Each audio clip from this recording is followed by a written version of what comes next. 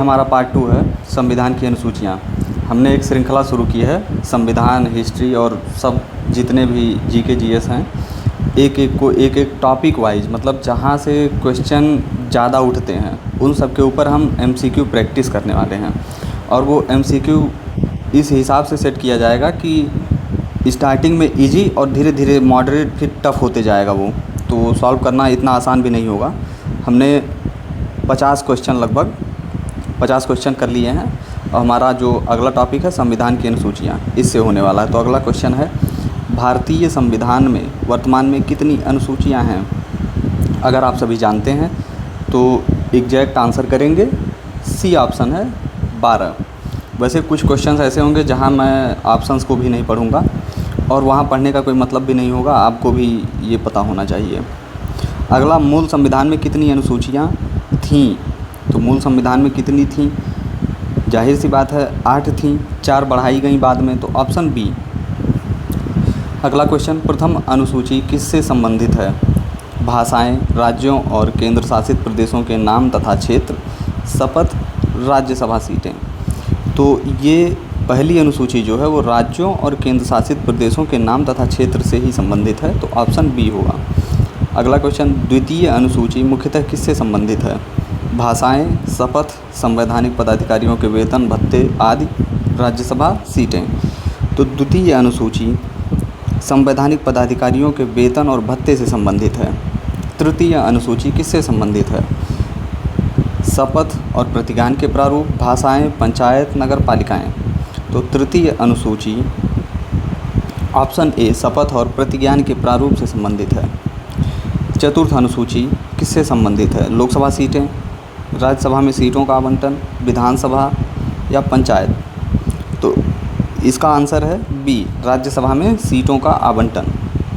पाँचवीं अनुसूची किससे संबंधित है? ऑप्शन ए अनुसूचित क्षेत्रों और अनुसूचित जनजातियों का प्रशासन, भाषाएं, नगर पालिकाएँ, दल बदल। तो पाँचवीं अनुसूची SC ST के क्षेत्रों के प्रशासन से संबंधित है। छठी अनुसूची किन क्षेत्रों के प्रशासन से संबंधित? ऑप्शन ए सभी आदिवासी क्षेत्र, नहीं। ऑप्शन बी पूर्वोत्तर के कुछ जनजातीय क्षेत्र, ऑप्शन सी पूरे उत्तर भारत, ऑप्शन डी केवल जम्मू और कश्मीर। तो इसका आंसर बी है, पूर्वोत्तर के कुछ जनजातीय क्षेत्र, जिसमें असम, मेघालय, त्रिपुरा और मिजोरम, ये 4 राज्य आते हैं, याद रखिएगा।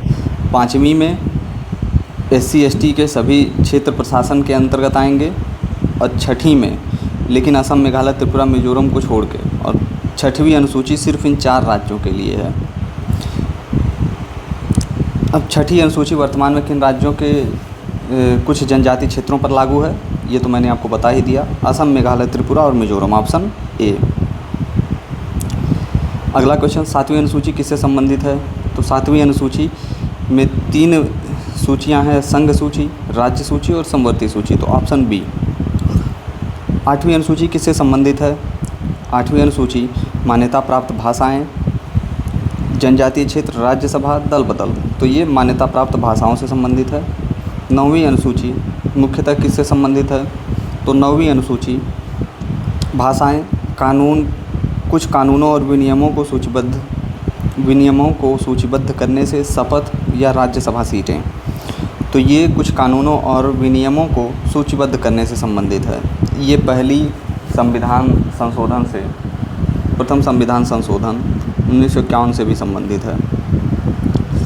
10वीं अनुसूची किससे संबंधित है? 10वीं अनुसूची दल बदल विरोधी कानून, पंचायत, भाषाएं, राज्यों की सीमाएं। तो 10वीं अनुसूची जैसा कि आप जानते हैं 52वां संविधान संशोधन 1985 के थ्रू ऐड किया गया था और ये दल बदल से संबंधित है। उस समय एक टर्म चलता था, आया राम गया राम, मतलब कि सांसद, विधायक इस तरह से दल बदलते थे, मतलब सुबह किसी और दल में, शाम को किसी और दल में। तो इससे परेशान होकर पार्लियामेंट ने ये 52वां संविधान संशोधन किया था। अगला क्वेश्चन, 11वीं अनुसूची किससे संबंधित है? तो 11वीं अनुसूची पंचायतों से संबंधित है और इसमें 29 विषय रखे गए हैं। 12वीं अनुसूची नगर पालिका से संबंधित है, उसमें 18 विषय रखे गए हैं। अगला क्वेश्चन, 12वीं अनुसूची किससे संबंधित है? तो ये नगर पालिकाओं के कार्य से संबंधित है। 9वीं अनुसूची किस संविधान संशोधन से जोड़ी गई? 9वीं अनुसूची प्रथम संविधान संशोधन से जोड़ी गई। 10वीं अनुसूची किस संशोधन से जोड़ी गई? तो मैंने आपको बताया ही 52वां संविधान संशोधन 1985। 11वीं अनुसूची किस संविधान से जोड़ी गई? 73वें संविधान संशोधन से जोड़ी गई। और 12वीं अनुसूची किस संविधान संशोधन से जोड़ी गई? तो ये 74वें। 11वीं अनुसूची में कितने विषय हैं? मैंने आपको बताया 29 विषय हैं। 12वीं अनुसूची में 18 विषय हैं।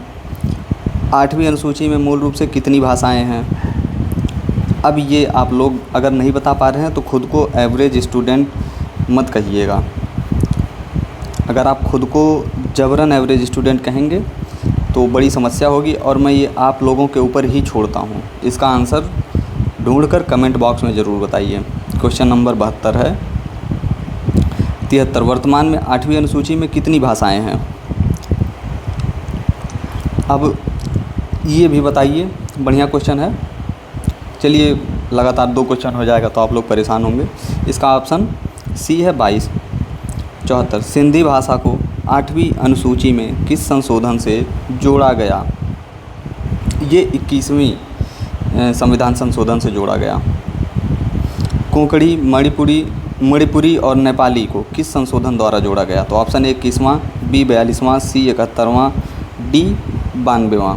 तो ये 71वें संविधान संशोधन द्वारा जोड़ा गया था। ऐसे याद रखिएगा, अगर सिंधी भाषा को पूछता है तो वो 21वां, और कोंकणी, मणिपुरी और नेपाली को पूछता है तो वो 71वां, और अगला ये बोडो, डोगरी, मैथिली और संथाली अगर पूछता है तो 92वां। 21, 71, 92, ये याद रखिएगा। उर्दू 8वीं अनुसूची में है क्या? उर्दू, ये बहुत बढ़िया क्वेश्चन है। आप लोग सोचते होंगे बहुत छोटा सा है, पर आंसर करिए। अगर आप इसका आंसर नहीं कर पा रहे हैं तो अभी तैयारी काफ़ी मेहनत से करिए। उर्दू 8वीं अनुसूची में है। लोग सोचेंगे कि उर्दू तो बहुत छोटी सी भाषा है, शायद ये 8वीं अनुसूची में ना हो, पर है। अंग्रेज़ी 8वीं अनुसूची में है या नहीं? तो ये नहीं है।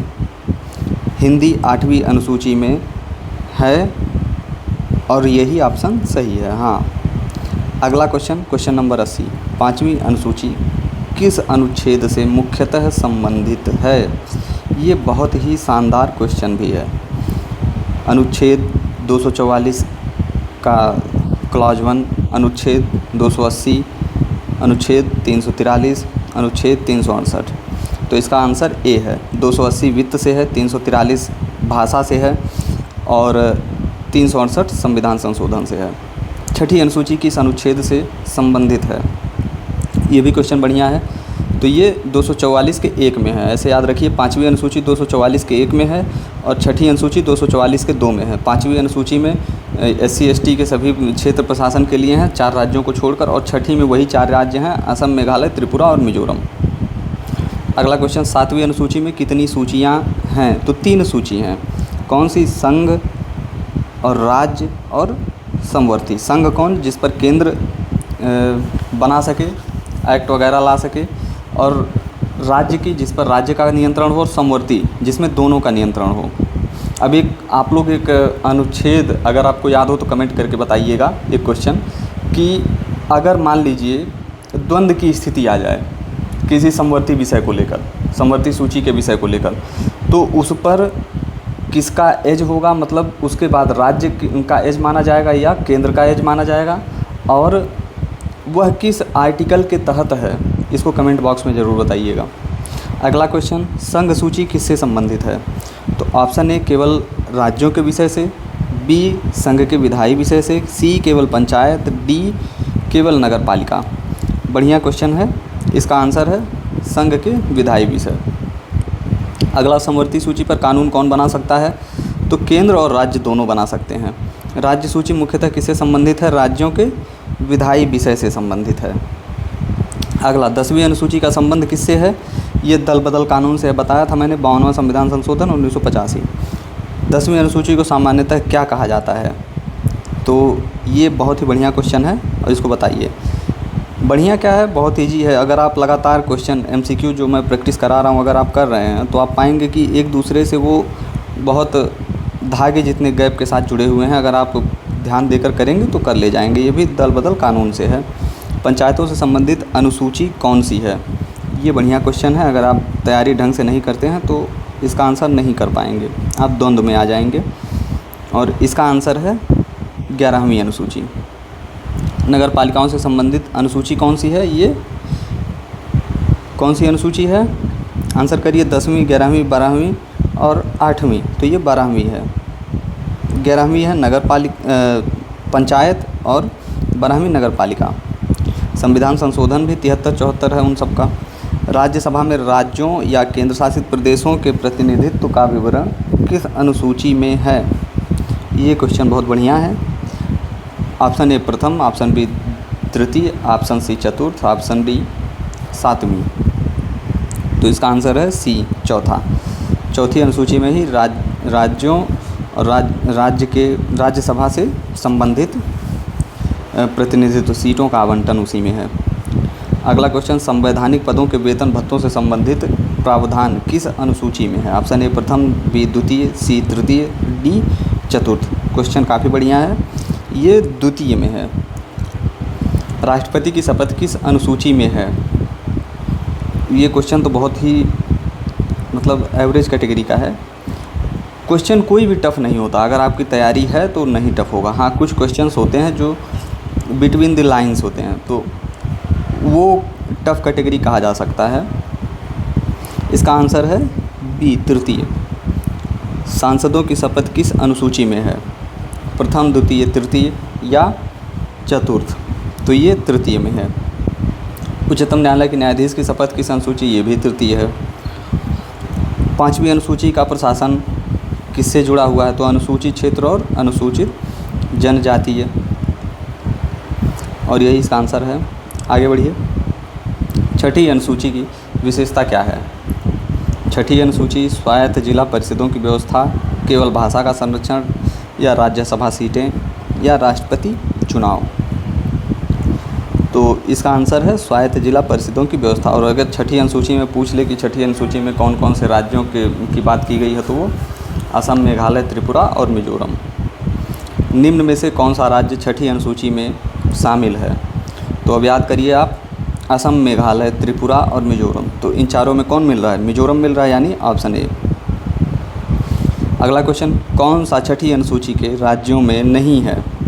तो अब कौन सा नहीं है, पहले तो आप ये देखिए कौन कौन से हैं। तो असम, मेघालय, त्रिपुरा और मिजोरम, ये 4 राज्य हैं। तो असम, मेघालय, त्रिपुरा तो मिल गया। मिजोरम नहीं है, मिजोरम की जगह नागालैंड है, यही होगा आंसर। 9वीं अनुसूची में कानूनों को जोड़ने का प्रारंभिक उद्देश्य क्या था? 9वीं अनुसूची में कानूनों को जोड़ने का प्रारंभिक उद्देश्य यही था कि वे न्यायिक समीक्षा से परे हो जाए, मतलब उन मुद्दों पर व्यक्ति कोर्ट ना जा सके। और ऑप्शन ए यही है, भूमि सुधार संबंधी कानूनों को न्यायिक चुनौती से बचाना। अगला क्वेश्चन, 9वीं अनुसूची के संबंध में सही कथन क्या है? इसमें सभी कानून पूर्णतः न्यायिक समीक्षा से बाहर हैं। इसमें कानूनों की न्यायिक समीक्षा संभव हो सकती है। यह केवल भाषाओं से संबंधित है। इसे 42वें संविधान से जोड़ा गया। तो ये ऑप्शन बी इसका है, कानूनों की न्यायिक समीक्षा संभव हो सकती है। और ये आप कमेंट बॉक्स में बताइए कि किस जजमेंट के थ्रू ये आया था कि न्यायिक समीक्षा हो सकती है। अब ये आप लोग कमेंट बॉक्स में बताइएगा। बाकी अगले 50 क्वेश्चन पार्ट 3 में हम करेंगे।